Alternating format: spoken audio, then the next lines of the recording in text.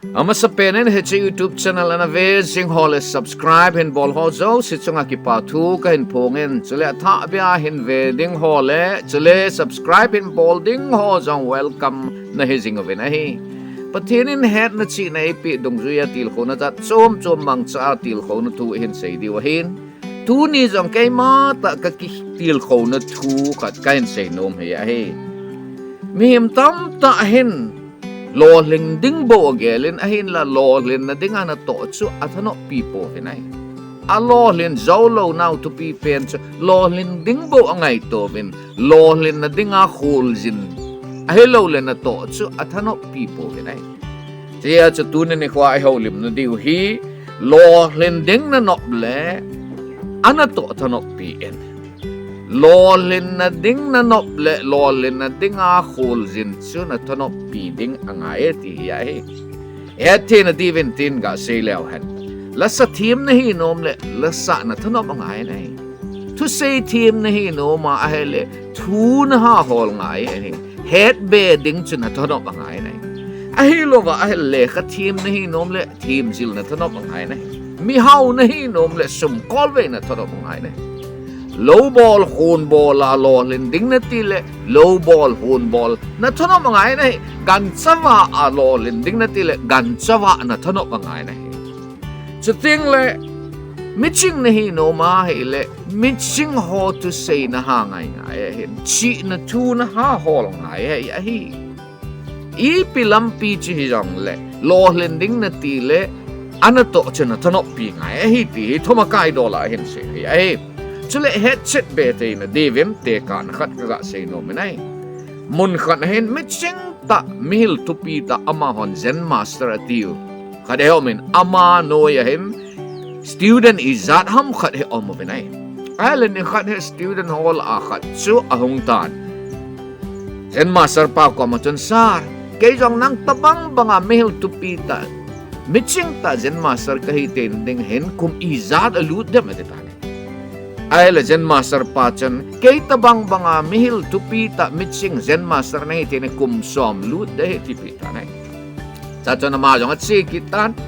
ay la patsom khat jo chona hongkin zen master pa ko ma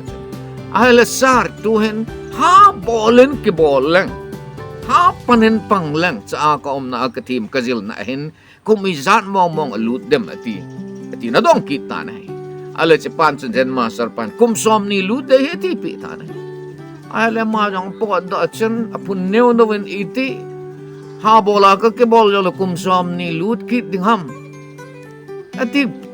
ta nai ale man jong phat som khat jo chen ga he chen mo mong ka ti atin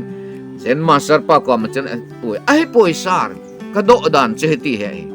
ka phat nation in sun azan ha jong la ha bolen ke bolen katen kajil te chan ha jilin kijil lang nang tabang bang zen master mil tu pita miching ta khat chu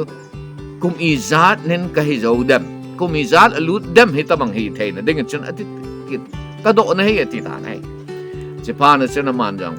paten ngain kum som tum lu de hi ati pi ta nai he chen chapang pahan ke dang a sen ai poi ay la sar ka do sil iti kum som kalbe jing ham ti pi ta ay la cha chen zen master pa chen pate chan ngayin nangin na bol ding ki bol tailo hela zen master hi ding bo nangai tu aphat si a kumiza lutem na ti hi zen master hi di bo mil tu pi ta miching khat hi ding bo na gela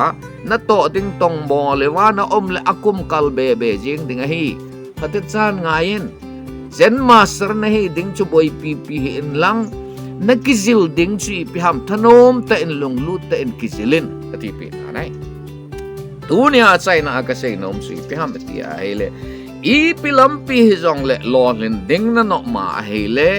lolhin ding bo chu gel he in lang anato ding chu thanoppi in na zot na mun na lun te na dinga chu na zot na mun lun na dinga na khol chi chu na thanoppi angai a hi mihemin ito ding khat chulung lut ta thanom ta ito ting chule lolhin na chu achama hongzi ai tai miching ho chen lolhin na amu masangwa jong chu anato chu Lolhinna agel ziu heta